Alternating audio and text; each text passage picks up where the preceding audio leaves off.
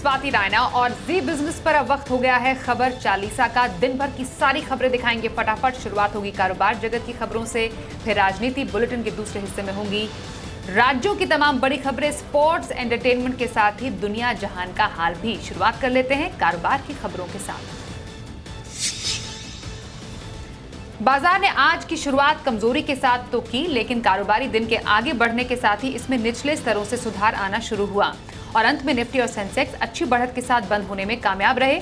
आज के कारोबार में एफएमसीजी, फार्मा और रियल्टी सेक्टर को छोड़ सभी सेक्टर्स में तेजी देखने को मिली। बैंकिंग शेयरों ने आज की तेजी में अच्छा योगदान दिया। कारोबार के अंत में निफ्टी 198 अंक चढ़कर 17,315 पर बंद हुआ। सेंसेक्स भी 697 अंकों की तेजी के साथ 57,989 पर बंद हुआ। बैंक निफ्टी में 330 अंकों की तेजी रही और ये 36,348 के स्तर पर बंद हुआ। IT, finance, oil and gas, auto शेयरों में मजबूती से आज बाजार ने स्मार्ट तरीके से रिकवरी की। Tech Mahindra, Reliance, ITC, TCS Sensex के टॉप गेनर रहे।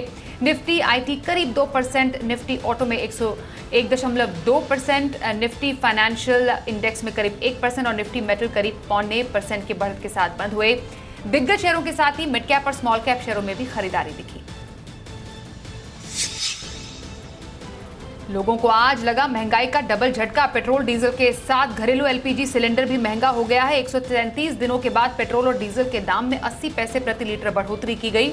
इस बढ़ोतरी के बाद दिल्ली में अब पेट्रोल का भाव 96 रुपए 21 पैसे है, डीजल 87 रुपए 47 पैसे प्रति लीटर हो गया है।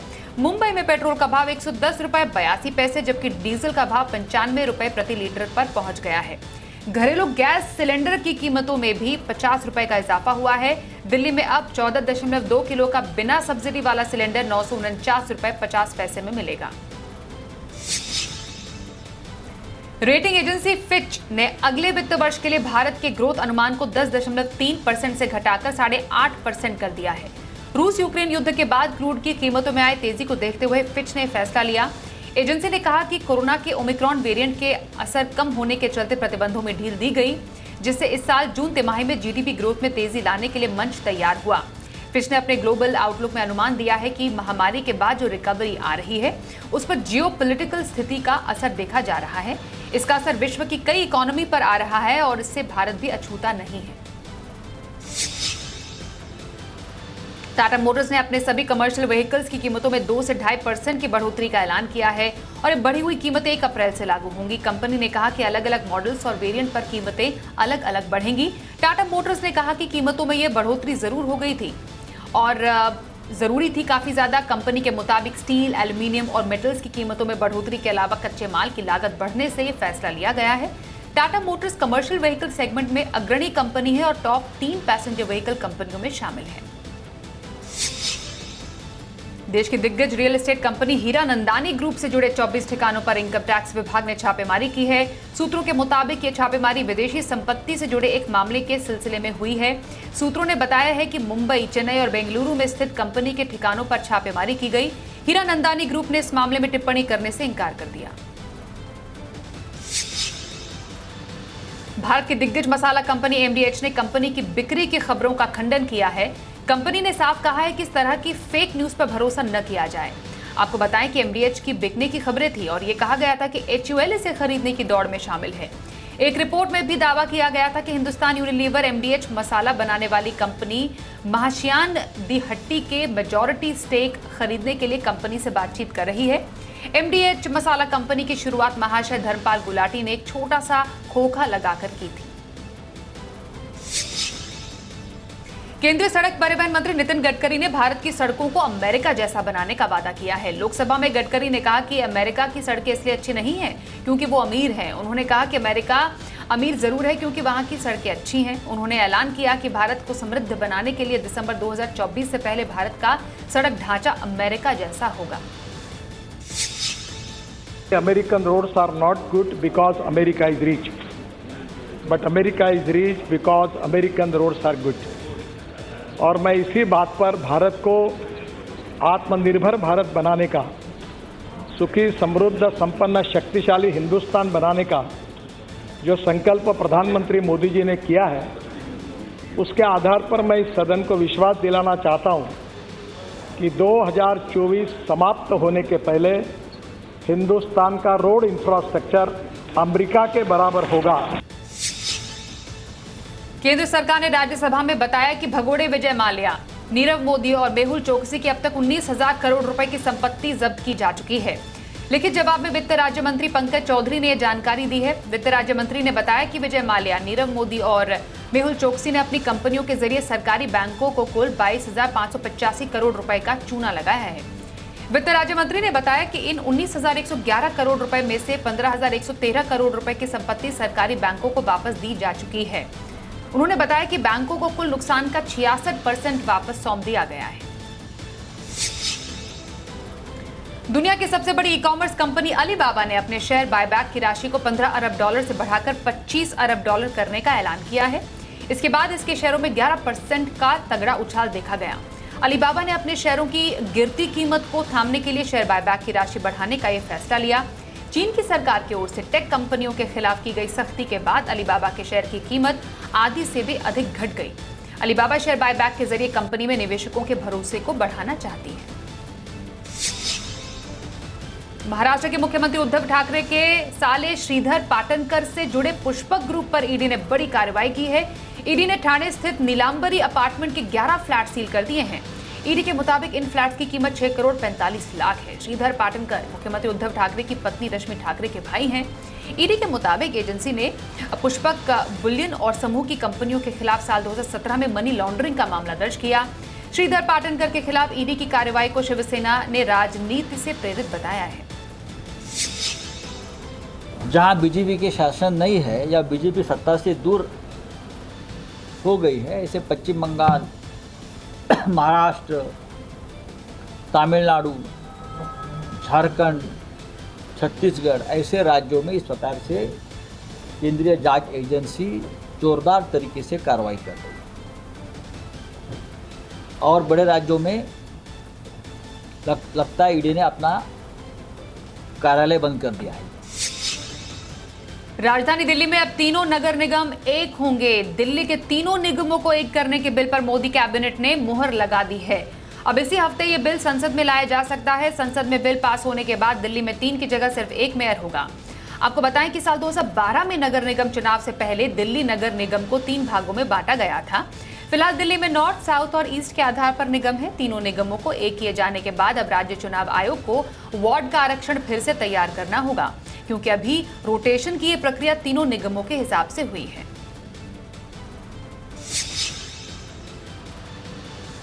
उत्तर प्रदेश में योगी आदित्यनाथ के शपथ ग्रहण समारोह को भव्य बनाने की तैयारियां जोर शोर से चल रही हैं। 25 मार्च को योगी का शपथ ग्रहण समारोह लखनऊ के इकाना स्टेडियम में होगा। पूरे लखनऊ को दुल्हन की तरह सजाया जा रहा है।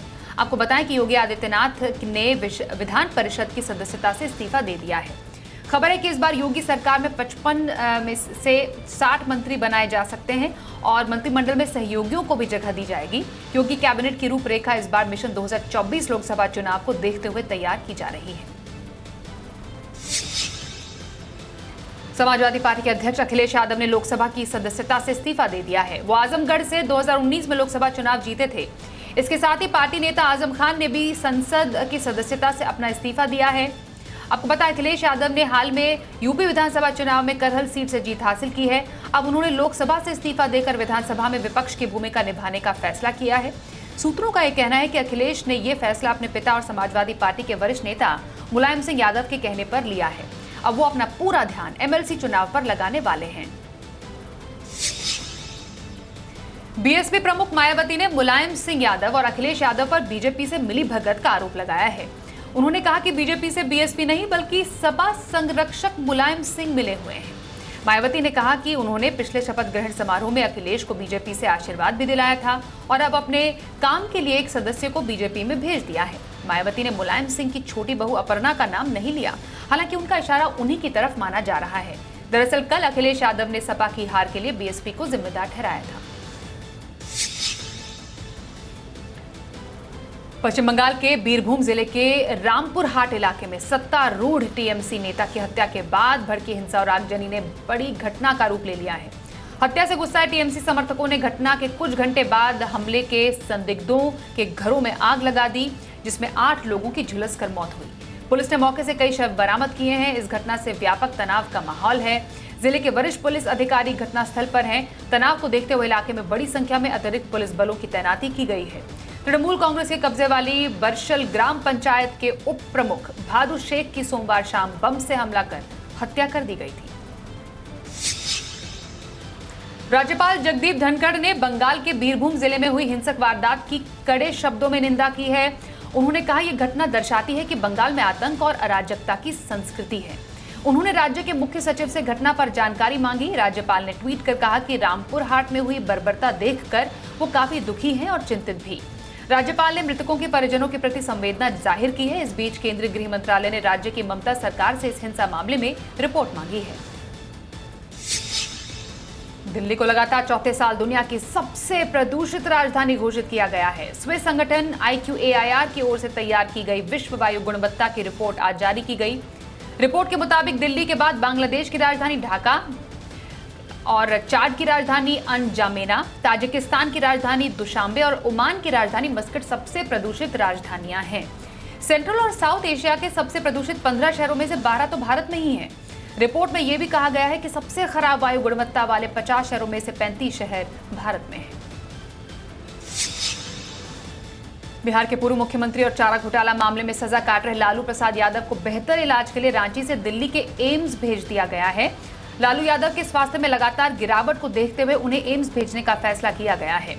डोरंडा कोषागार से करीब 139 करोड़ रुपए के अवैध निकासी के मामले में रांची की सीबीआई अदालत ने उन्हें 5 साल की सजा सुनाई थी। डॉक्टरों की माने तो लालू का क्रिएटिनिन लेवल 4.1 से बढ़कर 4.6 हो गया है। ऐसे में उनके गिरते स्वास्थ्य को देखते हुए रिम्स के मेडिकल बोर्ड ने उन्हें दिल्ली ट्रांसफर करने का फैसला लिया है। जम्मू कश्मीर के श्रीनगर के सौरा इलाके में आज पुलिस और आतंकियों के बीच हुई मुठभेड़ में एक पुलिसकर्मी शहीद हुए। मुठभेड़ के दौरान पुलिसकर्मी को गोली लगी थी। उन्हें अस्पताल में भर्ती कराया गया, लेकिन इलाज के दौरान उनकी मौत हो गई। पुलिसकर्मी की पहचान आमिर हुसैन लोन के रूप में हुई है। मुठभेड़ में एक आतंकी भी घायल हुआ है। पुलिस के मुताबिक आतंकी लश्कर तैयबा संगठन से जुड़ा हुआ है। रुकेंगे एक ब्रेक के लिए। ब्रेक के बाद देश दुनिया की कुछ बड़ी खबरें।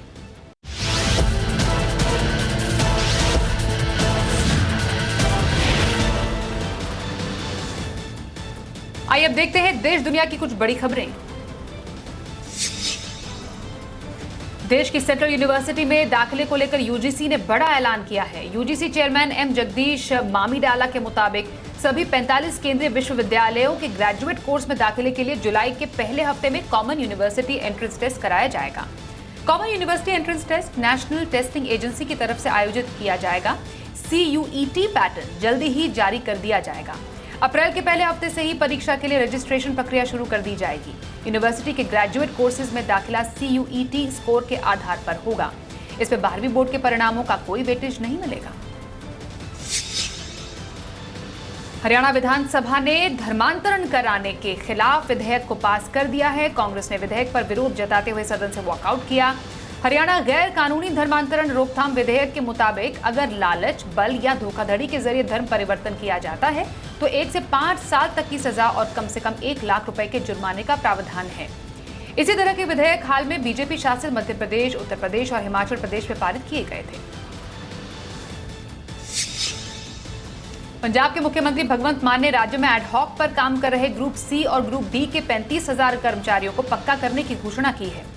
मान ने कहा कि अब जल्दी विधानसभा में इसका मसौदा रखा जाएगा।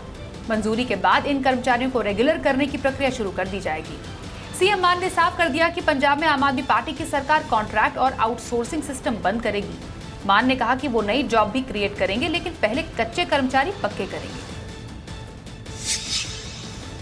मुंबई में अंगड़िया व्यापारियों से कथित वसूली मामले में महाराष्ट्र कैडर के IPS अधिकारी सौरभ त्रिपाठी को निलंबित कर दिया गया है। त्रिपाठी को निलंबित करने के लिए महाराष्ट्र के गृह विभाग ने मुख्यमंत्री उद्धव ठाकरे को प्रस्ताव भेजा था। सूत्रों के मुताबिक त्रिपाठी पर यह भी आरोप है कि शिकायत करने वाले को कॉल कर उन्हें शिकायत वापस लेने को कहा गया। इसी मामले में कुछ ऑडियो क्लिप भी मुंबई पुलिस को सौंपे गए। सौरभ त्रिपाठी पर अब गिरफ्तारी की तलवार लटकने लगी है, जिसके बाद अब उन्होंने अपने आप को गिरफ्तारी से बचाने के लिए सेशंस कोर्ट का दरवाजा खटखटाया है। IMD ने आज से लेकर शनिवार तक दक्षिण भारत के राज्य तमिलनाडु, केरल, पुडुचेरी, आंध्र प्रदेश और कर्नाटक में बारिश होने की चेतावनी दी है। मौसम विभाग के मुताबिक अंडमान सागर और आसपास के इलाकों में बने लो प्रेशर के चक्रवात में बदलने से अंडमान और निकोबार द्वीप समूह में हल्की से मध्यम बारिश हो सकती है। साथ ही कुछ स्थानों पर भारी बारिश होने की भी चेतावनी दी गई है। वहीं महाराष्ट्र, मध्य प्रदेश और छत्तीसगढ़ के कुछ हिस्सों में हल्की बारिश और गरज के साथ छींटे पड़ सकते हैं। आईएमडी ने कहा कि इस दौरान मध्य प्रदेश में जबरदस्त लू चलने की संभावना है। जॉन अब्राहम की हाईटेक फिल्म अटैक का दूसरा ट्रेलर रिलीज कर दिया गया है। जॉन ने खुद सोशल मीडिया पर फिल्म का ट्रेलर फैंस के साथ शेयर किया। फिल्म को 1 अप्रैल को सिनेमाघरों में रिलीज किया जाएगा।